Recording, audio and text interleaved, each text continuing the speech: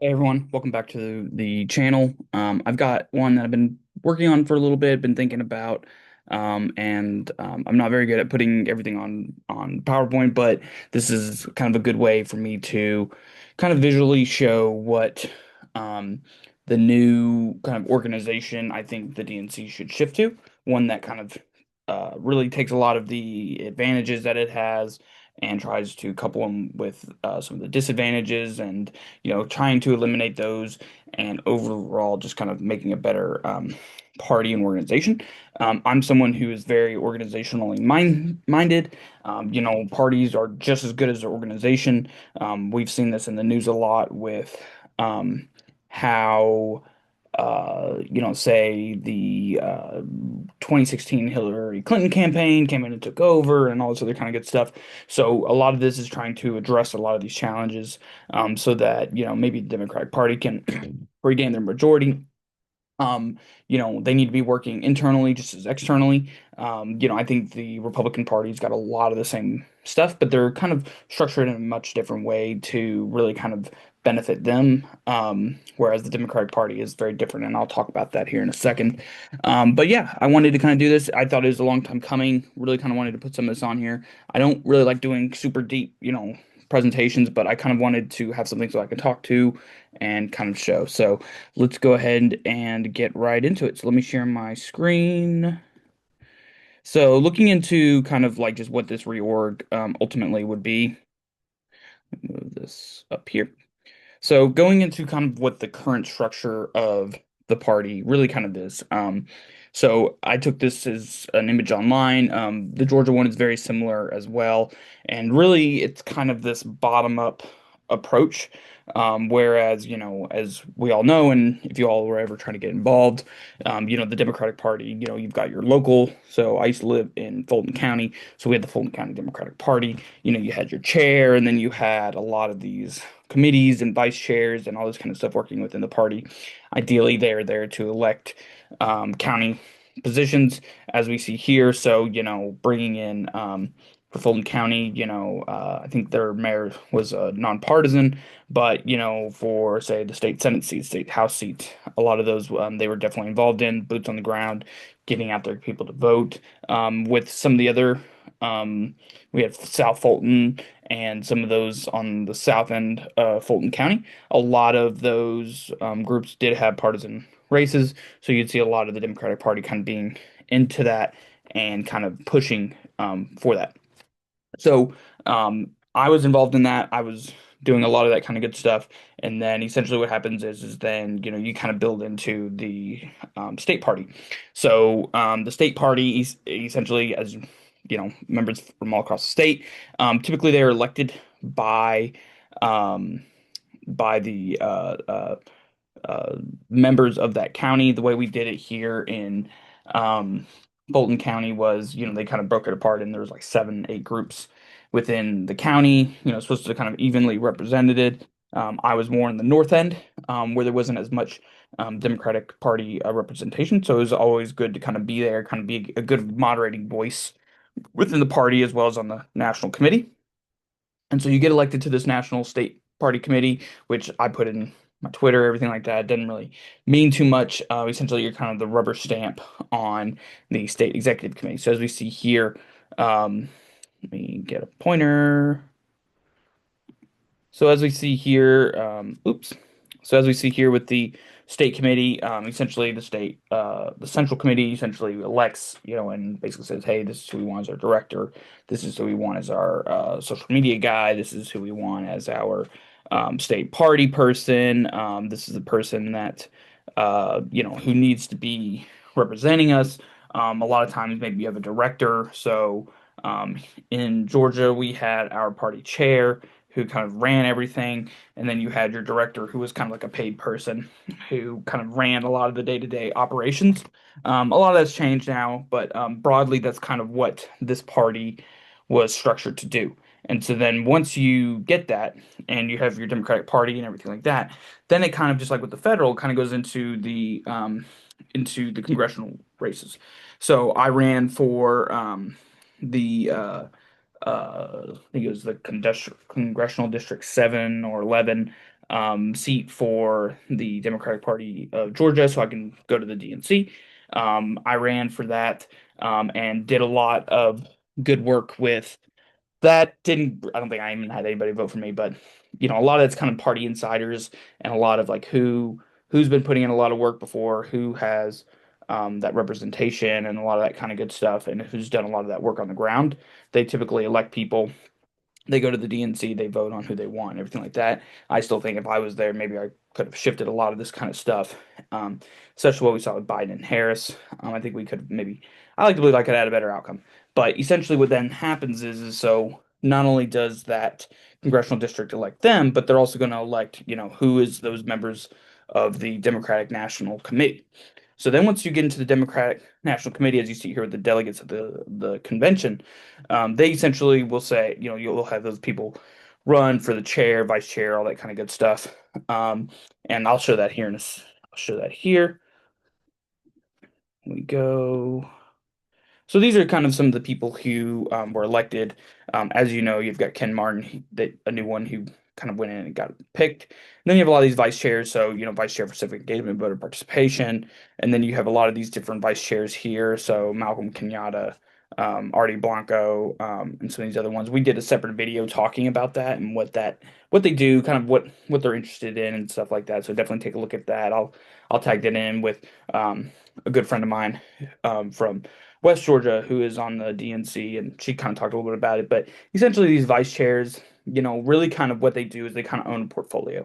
So I think it was Artie Blanco, might have been someone who has a lot of Native American history and heritage. So she does a lot of, or she did a lot of, wanting to do outreach to Native American and tribe communities. I think some Hispanic communities as well. And then say like Malcolm Kenyatta would be like, hey, I'm trying to go for more younger people as well as African Americans. So he's gonna have that portfolio that he's gonna kind of run. David Hogg obviously was someone we talked about in our last video, and that was something he was very interested in going in and trying to get those younger voters. So you got a lot of these different people that are elected and they kind of run and they kind of do their own little thing. And that's kind of the current structure of how, a lot of this really works and kind of who's on that top level. So a lot of these people are, like I said, they're elected, they go up there, they serve. The national committee kind of comes in, maybe once, I think it's like once a month they meet. So it's very kind of hands off, and this is where things I think will really kind of start to break down, is really kind of in that state to federal level, right? And just like with everything, right? I mean, even with the federal government, is once you get out of that state where, yeah, everybody's represented, everyone's equally represented, now you get into the federal level where it's like, hey, you got a lot of Texas, you got a lot of California, but not so much Delaware, whatever. Essentially, once you get into that level, you still have that kind of layer of accountability there for the DNC, but it's kind of I would say the demographics and the people that are kind of representing and being on the DNC are obviously very different. You've got automatic bids and stuff like that for Hakeem and Schumer and a lot of the governors and stuff like that that are kind of automatically in there as well. So you kind of have this strong XCOM essentially. And then you've got the state parties, but you really kind of have this weak middle ground. And this is why you kind of see a lot of like with what happened with Hillary, where it's like she was kind of able to come in and hijack, get a lot of the DNC voters, the super delegates, a lot of these kind of party insiders, because a lot of those party insiders are the ones who essentially fill those DNC roles. You'll see if you ever go and look at, I mean, you can do this, go and look up and see, okay, who's the members of the DNC that are going up and doing these things. A lot of times they're just party insiders, maybe they're donors, people who've had big social media followings, things like that. They're not necessarily people who are actually there to represent people on the ground. So when you kind of get into this activist group, you see a lot of that kind of flat coming back from people on the outside. It's like, oh, they're taking over by these activists, and it's like, well, yeah, because they're the ones coming in who are going to say, hey, here's what we're going to focus on, here's what we're going to vote for, and then they're kind of this proxy for a lot of the people in the state. And then some of the issues that I've got with that, obviously, if you've got gerrymandered congressional districts, you're going to get gerrymandered DNCs and stuff like that. So I think you really kind of need to move away from these congressional districts and really kind of make it more on, okay, here's the groups within the party. Here's the clearly defined groups within the party. Each one gets their own thing. Each one's equal amongst each other. We're going to take a lot of this. I mean, and you'll still have, representatives and those kind of people there that, vote and everything like that. But I think you need to have either an equally strong or a more strong component that's more about, okay, what are the internal fights going on? How do they compete against one another? So that's why I kind of wanted to get into, say, the pros and cons. So, as I mentioned, kind of the pros is it's very inclusive, right? So everybody and their brother is going to be in on it. It's a unified structure across. Everybody's, every part of the party, they're going to be there. It's, you pretty much just have one layer that's there. And then I will say one of the pros of just the Democratic Party in general, as you saw in that last one, you had voter outreach and or I think it's civic engagement and voter participation. They have a strong, and you see this with the No Kings and some of these other ones, and even Black Lives Matter and some of these other kind of affiliate groups, is you have this very strong mobilizing arm. If you listen to Republicans, they'll even tell you like, "Hey, we can't get all these people to show up and vote." Now they may say, "Well, hey, the reason why is because they're out there working," and they try to be all derogatory, but basically that's kind of where the Democrats really shine. Hey, you need people on the ground, you need boots on the ground, you need people to show up and do things. They can do a great job. Here in Knoxville and in Maryville, we saw a lot of voters coming out and really getting involved in the No Kings, signing up, going out there and talking and, holding up signs, things like that. And people were, I was like, whoa, I didn't think there was this many Democrats or this many democratically leaning people, and apparently there were. So I think they do a really good job at that, and that's something that, regardless of how you change the structure, you want to make sure that that is there. Some of the cons, as I mentioned, it's too bureaucratic. You've got these chairs, and they've got their little portfolios, and everyone's kind of got their little fiefdoms, right? And there's not a clear, hey, from bottom to top, here's how we can make that change. And so it kind of gets into the not agile, right? There's not very agile, right? So um, the party can't really move. And, you could say, hey, it's not supposed to be very quick. But when you look at, say, having 12 meetings, and we see this even on the state party, having 12 meetings, from January to December, right? There's no way you're going to be able to turn the ship to where you need to be to win that next midterm, right? So that's why when I talk a lot about elections and who's going to win, 2026 is it a 2004 where or I should say it's 2024, 2004 where they lose, and then in '06 is going to be 26 where they start coming back and start rebuilding a lot of that lost ground. Maybe, I don't know. But it's not agile enough, and we kind of see it now, right? Like, even in the midterms, right? You've got a lot of people that are like, hey, like, we need to be doing more. We're not going out there fighting. We don't have a unified message. We don't know what we want with this government shutdown. We don't have these things to be successful. Why is that? you know and you really can't um be agile enough to navigate that. So um I think this will allow that to happen just by consolidating it more and making more decision making the groups within the party. And then that kind of goes into one of the things I have here is you know, there's no competition. So I want the progressive group going balls to the wall with the neocon corporate Democrats. I want them to be fighting and arguing and having that internally, at least, maybe even externally too. But I want them to compete. Hey, if you can compete and you can drive out voters, you could build that organization, you build that structure, really be like, hey, build that brand ID at a lower level. I think that can really not just make you more resilient, but really kind of allow you to fine tune, hey, what works, what doesn't work, and then allow you to um, not just get your voters out, but persuade certain voters. And I think this does a really good job, especially on the edges.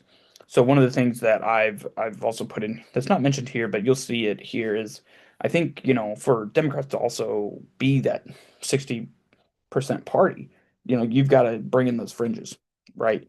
And we'll talk about that here in a sec. And so this is kind of this new ideology that I have. So I created what was just kind of the factions, right? And I think and what I think is kind of the benefit is this is I think each faction needs to be kind of compartmentalized, right? Just like when you look at Johnson and Johnson, right? I mean, they're fucking huge. Or look at General Motors, right? They've got this brand, they got that brand, they got all these different brands, and the way to be successful is to have these different brands so you can target towards that specific person. Uh, the Democratic Party needs to be a General Motors, right? And I don't know, the Republican Party, they're more of like I don't know, like a BMW or whatever, or you know, a Volkswagen or Mercedes-Benz. But that's more of like a Mercedes-Benz. So if you're going to be successful and have this get as many really drive volume, you need to be able to kind of target every different person. So one of the things that I've got here is I pretty much just took the ones from the typical house stuff. So you've got your blue dogs, you got your new Dems, you got your progressives. But then I also kind of included, hey, I think you should have either a chair position, say for your DSAs. I may get shit for this, but the Communist Party, the Green Party people, and then the Libertarian Party. I think that's one thing is, and you kind of see this, and I think back to like FDR in the 40s. Um, One of the things that he did well on was to just kind of get those extra margins is by aligning himself with those other groups.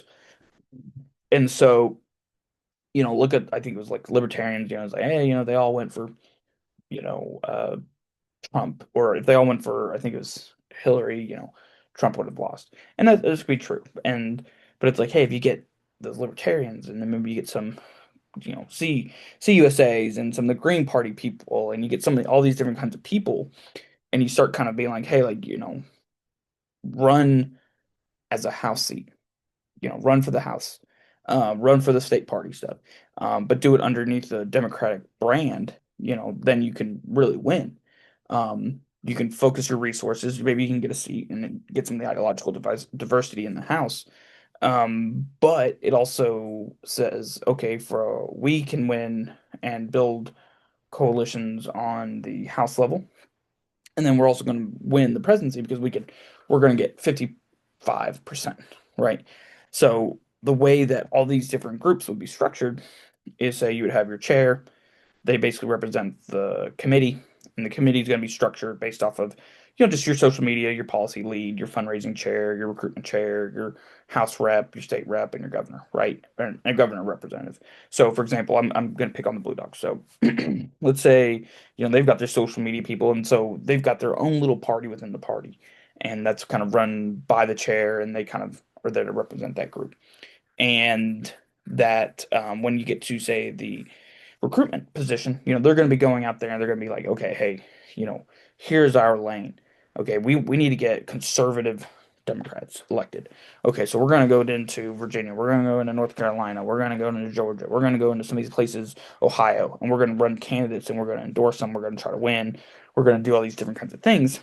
And the New Dems are going to do the same thing, except maybe they're going to go for more of the suburbs, or maybe they're going to go towards those light blue states like a Michigan, um, or say like a Virginia. Virginia would be a great one. Maybe they're kind of purpley, or a New Jersey could be one.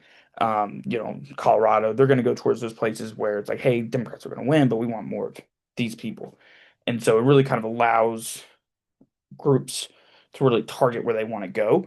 And then I think the fundraising should be really down on that local level. Blue Dog should be trying to fundraise and allows them, hey, if they get really big, they can fundraise and do all that kind of stuff and target, their resources towards who they want. I think the key thing is we see a lot of, oh, Hakeem and Schumer and I think the head of the Governors Association. Yeah, they're going to be up here in this XCOM. But I think each one of these factions should be represented. I think, for example, for the Blue Dogs, say you get someone like a Jared Golden, or Marie Para Lopez or something, or Marie Para Perez, um, for the Senate. Hey, say you get maybe not an Andy Bashir, but maybe you would get someone who like Joe Manchin at the time. You bring him in. Um, you bring these people in, and then for the Senate, and then maybe for the governor, like I said, you bring in Bashir, and so you've got your group, and essentially their goal is okay, how do we win in these areas, right? That's their job, and they're going to get resources from the top, right? That's going to kind of flow down in the waterfall, but they're really going to get those resources and be able to make those decisions at the local level and be able to drive those elections. And the way that a lot of this would work is, hey, you got these different factions, and I think you should have like uh, almost kind of like an additional election layer before you get into your primaries. Whereas the primaries is like, okay, well, what Dems do you want? I think, say the blue dog chair, I think that should be an internal thing. Hey, we're going to get all these people. And so if I was someone who, hey, I really believe in what the blue dogs do, so I'm going to join that faction and I'm going to get involved in that messy politics and really be able to get new bodies engaged and get them into the party apparatus and really kind of get them going. So maybe I'm going to join the recruitment committee, or maybe I'm going to join the policy, uh, committee. And they've got their policy chair, and then he's going to go into the committee chair. And so you make it, and probably some people say you make it more bureaucratic, but I think what it does is you want people to be joining that party, right? If I'm a conservative Democrat like I am, well, I don't fit with these people. It's like, hey, if I'm a progressive, I'm a hardcore progressive, I believe that. Yeah, there's a way to go. But if I'm a conservative, oh, if I'm a conservative Democrat, it's like, well, do I really want to get in over here or over there?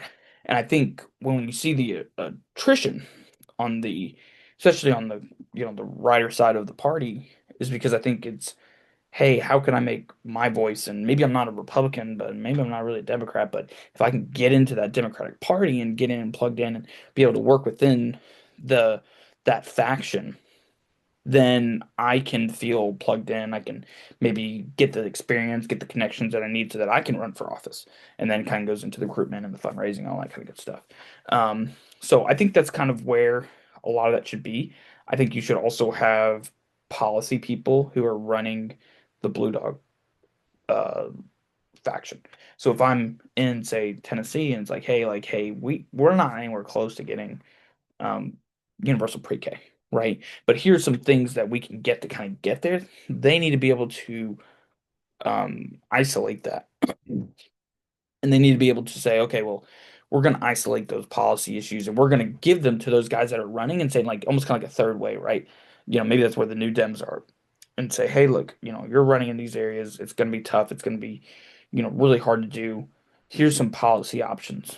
And then, you can plug in, say, the policy lead at the Blue Dog faction, the conservative Dem faction, they're plugged in over here at Third Way, or they're plugged in over here at the Heritage Foundation, whatever it is. The Roosevelt Institute, or whatever it may be, right? Some of those ones. And I think what you could do is then you can really um, allow yourself the ability to experiment in different areas, you know. And we know this. Hey, what's going to work in Tennessee is not going to work in, Maine or New Jersey or New York or California. And so they need to be able to have a set of issues, and they need to have a set of people who can help them enact those policies. So I think about it here in Tennessee, and it's like, hey, you've got a lot of people that are on the outsides of politics. Democrats have not been competitive here, I think, since 2012 is when the last time they won a statewide race. Okay, it's been 12 years. And to be completely honest, it'll probably be 20 plus years before they get somebody. So where are you going to get those people that know that state? Yeah, you're going to get your people who are running and they're helping mobilize and they're doing all that kind of great stuff. But do they know how to run government? Do they know the policies? Do they know how to fundraise? Do they know how to recruit people? Do they know how to pick up people's trash? Do all that kind of stuff, right? So you need to have, I think, a really low barrier to entry for this. Now, I'm not saying, oh, I'm going to pick on a friend of mine, Parker Short. So I'm not saying Parker's going to come in and he's going to quickly run up the ladder and be the social media guy of the DNC. I think it's like, hey, you can come in, you can start building your repertoire, building your connections, building those relationships, and getting to the point where, yeah, after 10 years in the party, 5 years in the party, you could be the head of the DNC social committee or whatever it may be. And I think it just needs to be a little bit more structured so that people can come in, especially when they're young, especially when they're still trying to figure out politics, especially when they don't really know which way they want to go, just when they don't know what they believe. I mean, they're like, hey, this is what's interesting, but like they don't see the message, they don't see the platform, they don't see where we're trying to go with that. I think um, this breakdown can really go into it. So how do these chairs really kind of feed into it? So once you get into the XCOM, you're going to have your faction chairs. That's where they're going to kind of plug in, right? And so just with the mobilization chair for, civic and voter engagement and stuff like that, you still have a lot of those there that are there. Obviously, your House leader, your president, those kind of people are there. Your party operations leadership, that was your secretary and those kind of ones, your head of Dems. But I think you really need to take a lot of those. Hey, just because you're a senator doesn't mean you run the DNC. Just because you're the president does not mean you run the DNC.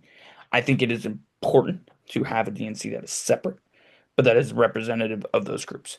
I think, affiliate groups, so let's just say Indivisible, huge democratic group, get the head of Indivisible, yeah, they're going to be on the DNC exon. And you would limit, how many it would be. Maybe it's no more than one, two, three, four, five, six, seven. What is it? Say nine or 10.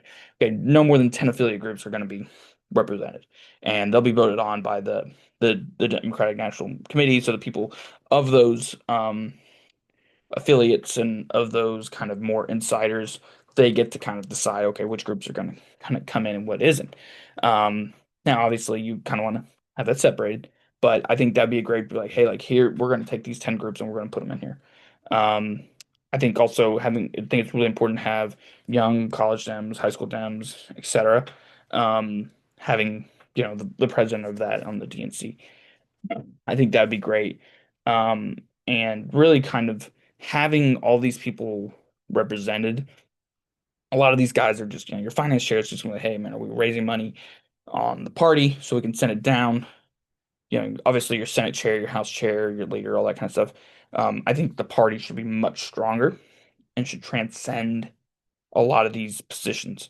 I do not like, and I do not think really it's appropriate for, say, the Senate leadership pack. They've got their own political action group that's independent of a lot of this other stuff. And it's like, well, why are you independent? Like that's it's that kind of stuff where it's like, well, hey, if we're working together, why are you getting to control that spigot, right? Because just, I mean, as we see, hey, if Schumer wants somebody, he's going to throw the money at him. And I think it was Janet Mills up in Maine. He really wants her, so he's got to put the money and resources to making sure she's successful. Okay, well, but like, I think it was Graham Plattner or whatever. So it's like, okay, so like how you're using Senate funds to get this race, and it's kind of conflicting with kind of where the DNC is. So I think the DNC should be like, hey, here's our guy. Graham or Janet Mills and everyone else, yeah, like you can still run, you can still do your thing, but here's who the party is going to put the resources behind. And I think that should be discussed at this level and should be done at this level. And I think you should have people like the faction chairs where they come in and say, well, hey, Graham's a conservative or he's a libertarian. Hey, I don't know if we should, um, be putting money into Janet Mills or whatever it is, especially in the primary. I don't even know if we should do any of that. And I think it allows this stuff to be hashed out up at this level instead of, oh, the Senate one's going to go do his thing, Hakeem's going to go do his thing, and everyone's kind of doing their thing, but they're not coordinated. And I think someone like Ken Martin, maybe not someone like Ken Martin, but someone who would fill that seat would say, okay, here's how we're putting out resources and really kind of running everything out of, outer space level view. Like, hey, here's kind of what's going. Okay, let's put resources here. Let's put resources there. Let's put resources here. Let's work on our messaging. Let's work on our social media. Let's work on this. Let's work on that. Here's, the party platform that we're going to do that's going to incorporate all the factions. It's going to do all this other kind of stuff. And I think really what that will kind of do is, I was part of the group um, that reviewed uh, the platform for the Democratic Party of Georgia. I think they put kind of the platform of what they believe for the 2024. And I was like, you guys are way too specific. Like, oh, if it's we believe in a single payer health system. And I'm like, man, I was like, it's like you may not get all the votes you want in this.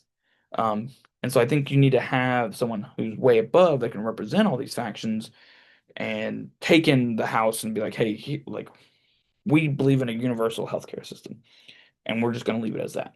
And then the factions, the conservatives and the New Dems are going to go with the public option, and then the other groups are going to go towards a single payer and let that stuff fight out and let it happen. But I think the issue that we see is that, oh, well, that's not going to work.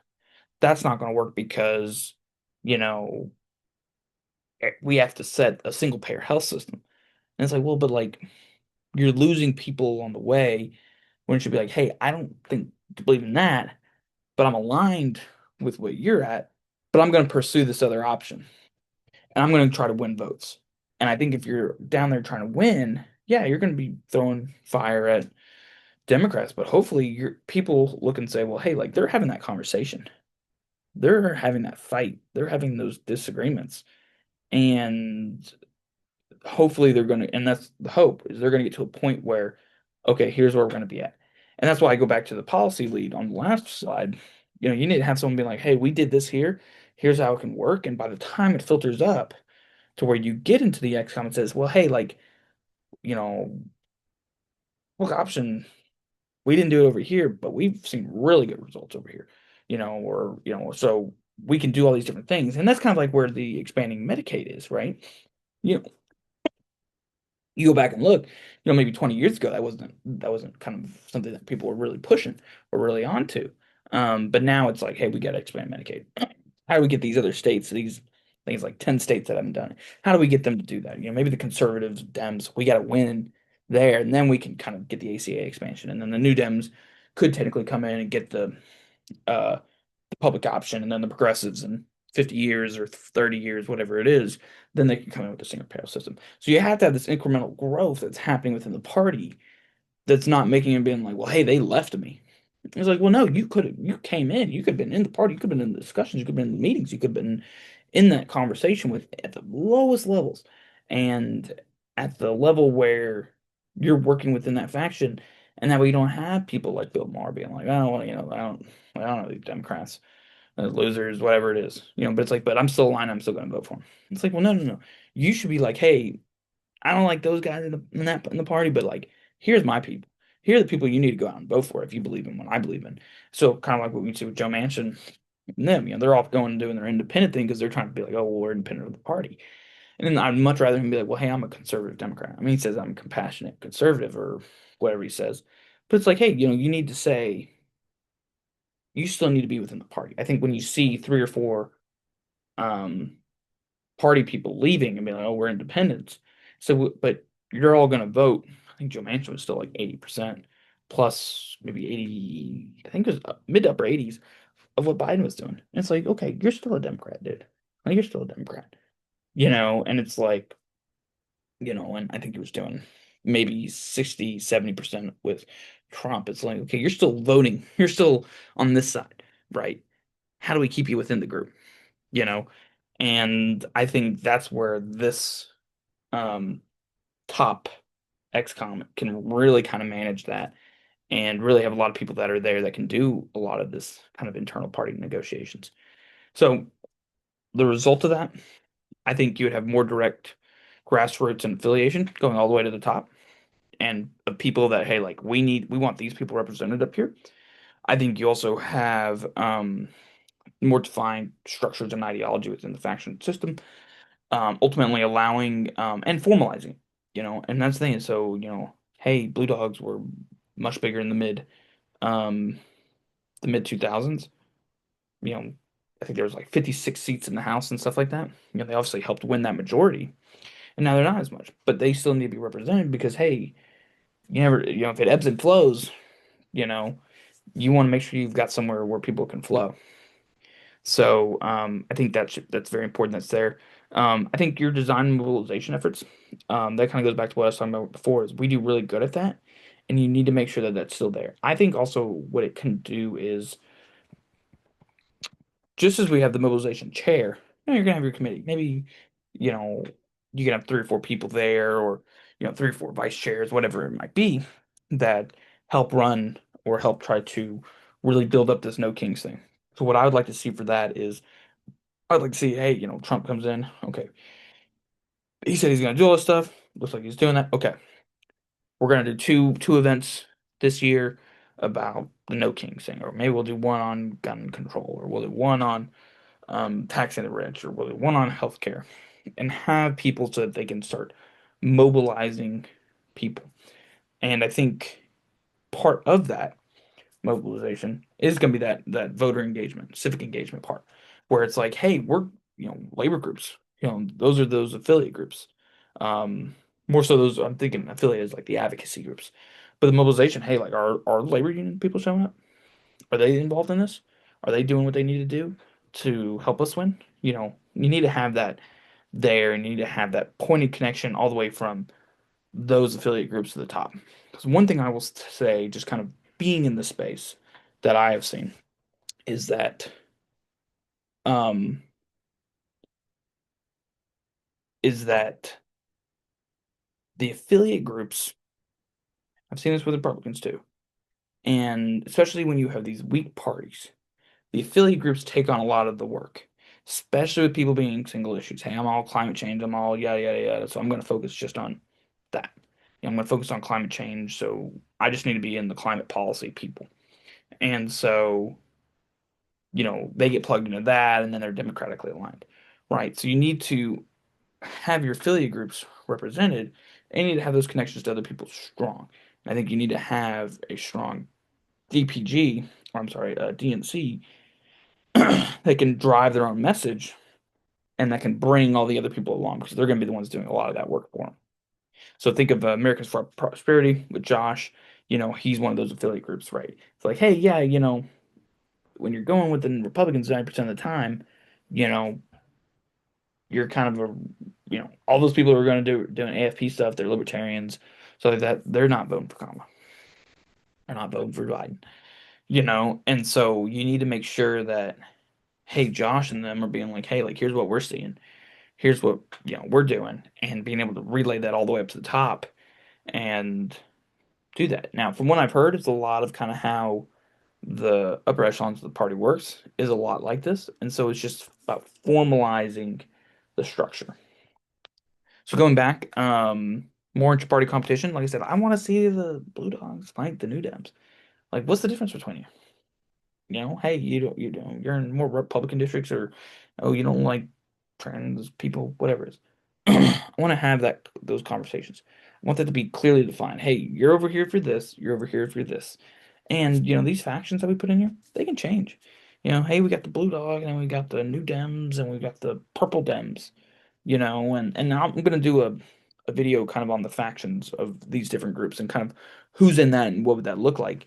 Um, and that's what it looks like today. There could be another one. There'd be, hey, we're Southern Democrats, so we're different from the Blue Dogs. Blue Dogs are, if you look at most of them, they're Texas and Northeast and out west and fairly blue states, or like I said, down in Texas. I think there's one in Georgia. Um, you know, but hey, maybe the ones in the Southeast are different. So they're gonna have their own group, and I think this faction system works when you have the DNC committee members from the congressional districts that are represented. They say, hey, yeah, we're gonna do a Southern Dem, faction, and they're gonna be there and they're gonna represent it, and they've got their own different issues, and here's what's different, blah blah blah. Maybe they're more okay with um say a national insurance system because like down in Florida you just can't insure anything, so they're more open to those kind of things. Maybe they're more more social issues, just like you see the Blue Dogs, but maybe they are more open to fossil fuel energy because they're the ones pulling it out of the ground, right? So these things can change, but the whole point is to have this competition, and to have it set in stone so you can't drive one group out of the party. People are there, they have their people, they have their their set group.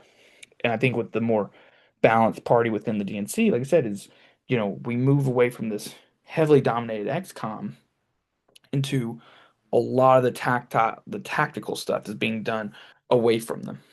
And they're just more guiding the ship like they're doing now, except there's more accountability because those people are directly represented on there. So they can't say, Hillary Clinton can't say, hey, we're going to support me instead of Bernie, because it's like, well, hey, the affiliate groups say no. Some of the factions are like, no, we're not going to do this. and you can have those decisions being made. So I think this is a great way to at least get the conversation going, right? Let's change how these parties work. Let's bring more people in. Let's create doors at the bottom so that people can get into the party, work within the party. Especially if you're going to be an elected official, you need to be within the party. And we need to improve the views of the party. We need to improve how the brand looks, and we need to do an overall better job. So I think this is a great way to get that going. I think this is a great way to start the conversation. And I think if we do a lot of here and we tighten it up, we can really go into a great outcome for the Democratic Party. And maybe they can win 60 plus seats or 55 plus percent. Maybe they can do that. And so, if you like what I'm doing, please like and subscribe. Comment down below on anything new. If you disagree with this or you think there's going to be issues or blind sides that I didn't see, let me know. If you like what I'm doing, and if you like this episode, let me know. And I'll try to do one on the Republican. They're a little different. Democrats are more decentralized. Republicans are more centralized. So if you like what I'm doing, I'll do a video on that. But yeah, so um, like and subscribe, comment down below, and I look forward to seeing you in the next one. Thank you.